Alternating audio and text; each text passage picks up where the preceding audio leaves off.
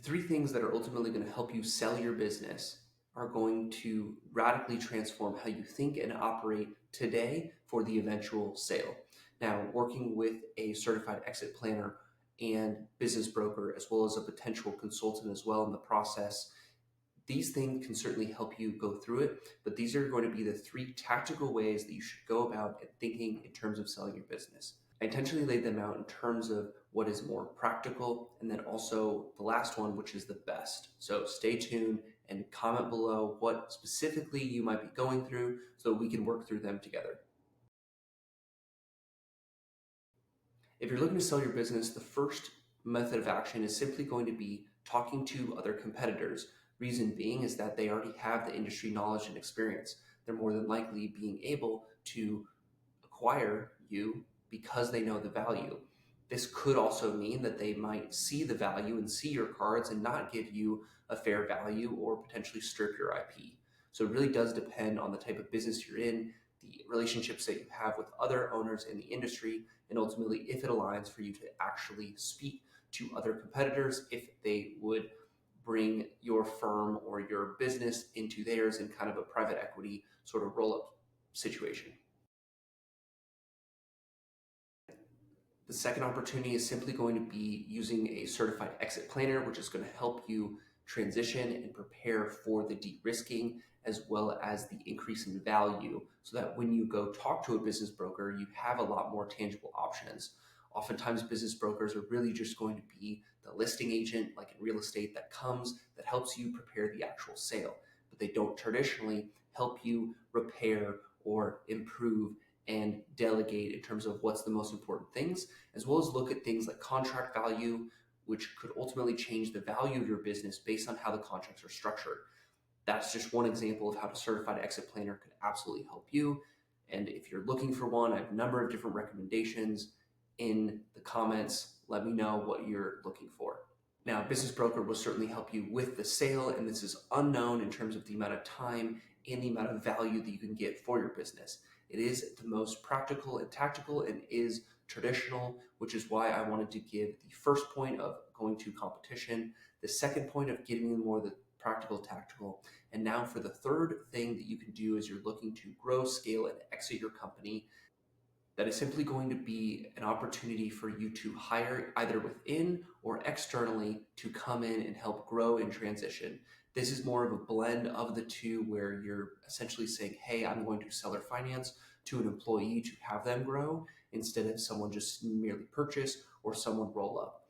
The first strategy is the easiest, the second makes the most sense, but the third is the most lucrative. Reason being is because you then get to set your own hours and still have some potentially passive control over the organization as you transition out of it.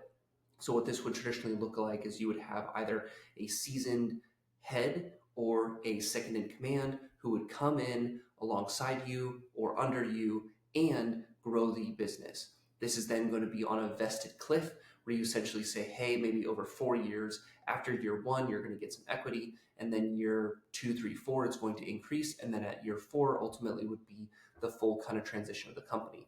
The reason why this is the most powerful and most beneficial is because if you work with others that are in the industry, that's just going to be the easiest to sell off. If you are working with a business broker and have someone buy you off, you then are confined to the terms and regulations that they set. And ultimately, you may not like or enjoy that process where you are weaned basically off the business and the experience that you have through that process. You no longer own the company, but you have to act as though you still are and educate and help them with that transition. That sometimes is incredibly painful, especially when you really just want to walk away. So that's why I gave these in these specific orders. Now, if you are in this third option, the two recommendations that I would have to absolutely radically transform this experience, because I've seen it time and time again, is simply going to be who you hire and what their future potential is. It's also to say if they're able to qualify them day of, and if it's more of a desire as opposed to a realistic expectation. Everyone wants, if you will, that business that they could own, that they could grow into ownership equity and then leave. And the challenge ultimately with the second part of this is to say how you structure the actual cap table. So a cap table is ultimately the ownership structure of the company. The challenge sometimes I see when individuals go for this third stage is that they grow the company with this individual either as a second in command or as the primary leader, kind of CEO, business owner. And then as they transition out of it and they get equity, that individual might fall short and they aren't actually taking the reins. They're kind of just holding them in their hand. And then you're left in the situation of you need to take the reins and they still have equity. And so if you then go to sell, that's going to make it even more complicated.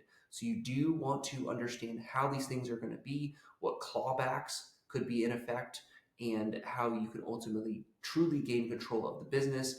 If this third stage doesn't work, then I would recommend doing stage 1 or stage 2. But ultimately, you don't want to be stuck in this stage 3 where you hire someone who isn't able to actually perform in terms of growing the company and be able to stabilize and manage it. You also don't want a situation where on the cap table you are over leveraged and it becomes then messy, where you can't do option 1 or option 2 because it just becomes too muddy, ultimately leaving you with a business that you just kind of close because you can't necessarily sell.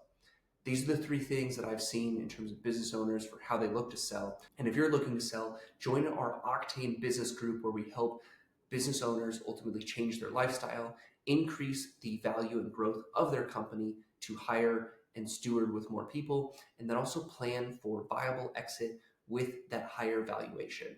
More details are below at investorsguidetojoy.com/Octane.